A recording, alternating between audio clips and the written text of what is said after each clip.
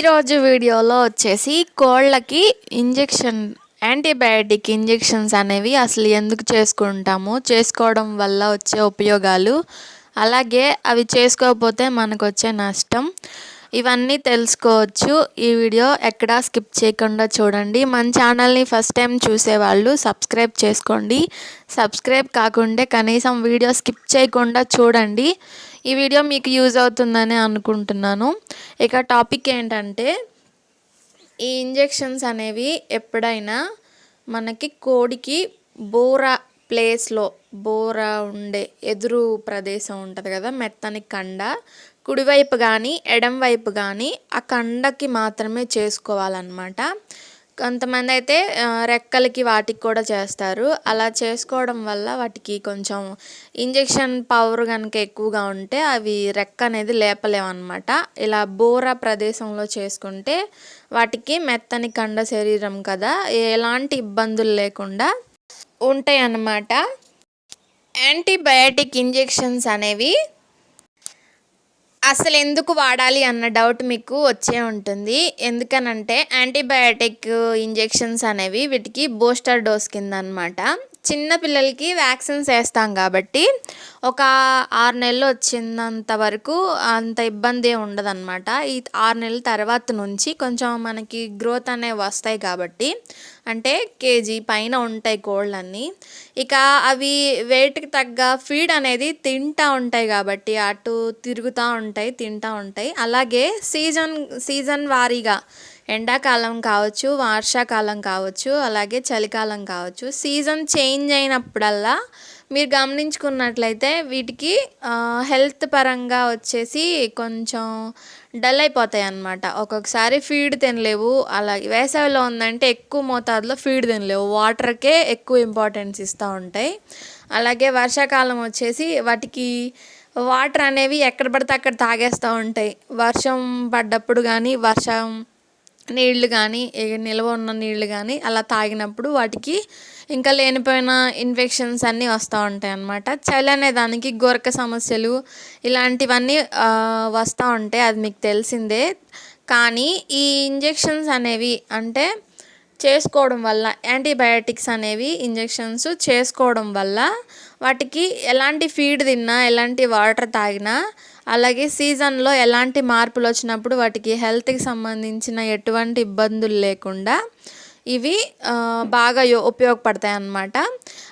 Maximum ఒక 4 నెలలకి లేకుంటే 3 నెలలకైనా యాంటీబయాటిక్ ఇంజెక్షన్స్ అనేవి కంపల్సరీ చేసుకోవాలి. చేసుకుంటే ఇక మనకి కోళ్ళు అనేవి జారిపోకుండా ఉంటాయి అన్నమాట. మీరు పాడి పశువులలో గమనించినట్లయితే వీటికి కూడా 6 నెలలకు ఒకసారి బూస్టర్ డోస్ కింద గాళ్ళు ఇంజెక్షన్స్ అనేవి కంపల్సరీ డాక్టర్స్ అనేవాళ్ళు వచ్చి ఖచ్చితంగా చేస్తారు. మనకి అవి చేయడం వల్ల గేదెలు కూడా ఎలాంటి సూడి పాడి ఇబ్బందులు లేకుండా ఉంటాయి అన్నమాట. అలాగే ఈ కోళ్ళకు కూడా ఈ ఇంజెక్షన్స్ అనేవి మనం కంపల్సరీ టైం టు టైం, అంటే 3 నెలలకు ఒకసారి ఖచ్చితంగా చేసుకుంటే సీజన్ చేంజ్ అయినప్పుడల్లా వాతావరణంలో ఉన్న కలుషితాలు ఈ కోళ్ళకు అనేవి ఎఫెక్ట్ అవ్వకోకుండా చాలా కాపాడతాయి అన్నమాట. మనకి ఏదైనా ఒక వ్యాధి అనేది అటాక్ అయినప్పుడు వాటి వల్ల వచ్చిన సమస్యలు ఎదుర్కొనే కన్నా అది ఎలాంటి ఇబ్బందులు ఎదుర్కోకుండా తట్టుకొని నుంచునేలాగా ఈ యాంటీబయాటిక్స్ అనేవి మనం యూజ్ చేసుకోగలిగితే అసలు పలానా వ్యాధి వచ్చింది పోయింది మాకు అన్న ఇది కూడా ఉండదన్నమాట. ఈ ఇంజెక్షన్స్ అనేవి ఒక 6 నెలలు పైన, అంటే 6 to 8 నెలలు పైన ఉన్న కోళ్ళకి మాత్రమే చేసుకోవాలి ఈ యాంటీబయాటిక్ ఇంజెక్షన్స్ అనేవి.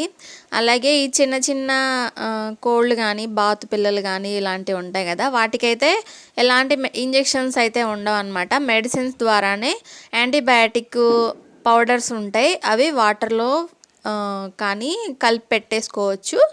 అలా చిన్నవి ఎక్కువగా ఉన్నప్పుడు అలా వాటర్ ద్వారా పౌడర్ లిక్విడ్స్ ఉంటాయి కాబట్టి అవి పెట్టేసుకుంటే చాలా యూజ్ అవుతాయి. ఈ బాతు చూడండి చాలా యాక్టివ్గా ఉంది. కోళ్ళకి వేసిన మెడిసిన్సే మేము వాటికి కూడా పెడతా ఉంటాం అన్నమాట. ఇది ఒక్కటే పుట్టింది కానీ చాలా యాక్టివ్గా ఉంటుంది, అన్నిటితో కలిసిపోయిద్ది అన్నమాట. ఈ నేను కోళ్ళకి ఏ మెడిసిన్స్ అయితే యూజ్ చేస్తానో బాతులకు కూడా అవే పెడతానన్నమాట. చక్కగా యాక్టివ్గా ఉంటాయి అవి కూడా. ఇప్పుడు మీకు స్క్రీన్ మీద కనపడే ఈ ఇంజెక్షనే నేను యూజ్ చేసేది. లివోఫ్లాక్సిన్ ఇంజెక్షన్ IP 10% WV. ఈ ఇంజెక్షన్ అనేది రివైండ్ చేసి స్క్రీన్ షాట్ అయితే తీసుకోండి. దానిని ఇది మనకి అవైలబుల్గా 15 ml అలాగే 13 ml సీసాలు అయితే మనకి అవైలబుల్గా ఉంటాయి అన్నమాట. మనకి దగ్గరలో వెటర్నరీ డాక్టర్ని అడిగితే వాళ్ళు ఇస్తారు. వాళ్ళ దగ్గర అవైలబుల్గా లేకుంటే వెటర్నరీ షాప్లో అయినా మనకి అవైలబుల్గా ఉంటాయి, తెచ్చుకొని యూజ్ చేసుకోవచ్చు. ఇది యూజ్ చేయడం వల్ల మనకి ఎలాంటి సైడ్ ఎఫెక్ట్స్ కానీ వాటికి ఎంత మోతాదులో ఈ విటమిన్స్ అనేవి వెళ్ళాలో అంత వాటికే వెళ్తాయని డాక్టర్ గారు మాకు సలహా ఇవ్వడం అయితే జరిగింది. ఇలా ఆయన ఇచ్చిన సలహా మేర మేము యూజ్ చేస్తున్నాము. యూజ్ చేసిన తర్వాత మాకు ఈ కోళ్ళు అనేవి రోగాల బారిన పడినా తట్టుకుని నిలబడుతున్నాయి. ఒకటి అర్ర రోగాల బారిన పడకుండా అయితే ఉండవు, పడ్డా తట్టుకుని నిలబడే శక్తి వీటికైతే వస్తుందన్నమాట. మీరు కూడా ఒకసారి ట్రై చేసి చూడండి, రిజల్ట్ మీకే అర్థమైపోతుంది. ఇకపోతే ఈ ఇంజెక్షన్ అనేది బాగా షేక్ చేసి 1.5 ml అంటే 2 ml సిరంజిలు కానీ 3 ml సిరంజిలు కానీ మనకు అవైలబుల్గా ఉంటే 1.5 ml అనే మెడిసిన్ తీసుకుని చక్కగా కోడి బూరకి కుడివైపు కానీ ఎడంవైపు కానీ కండకు మాత్రమే చేసుకోవాలి. అలానే లోతుకు గుచ్చేయకూడదు, వాటికి మళ్ళీ ఇబ్బంది అవుతుంది. లోపలికి ఆనా చేస్తే మళ్ళీ లేనిపోయిన ఇబ్బందులు వస్తాయన్నమాట. కండకు మాత్రమే తేలికపాటిగా నిదానంగా, ఒకసారి స్పీడ్గా కాకుండా నిదానంగా ఇంజెక్షన్ అనేది చేసుకోవాలి. 6 నుంచి 8 నెలలు వయసు పైబడిన కోళ్ళకి మాత్రమే, పెట్టలకు కానీ పుంజులకు కానీ ఈ ఇంజెక్షన్ అనేది యూజ్ చేసుకోవాలి. మీకు ఈ మెడిసిన్స్ డీటెయిల్స్ యూజ్ అవుతే కనుక ఖచ్చితంగా ట్రై చేయండి, కామెంట్ చేయండి. ఇలాంటి మరిన్ని వీడియోస్ కోసం మన ఛానల్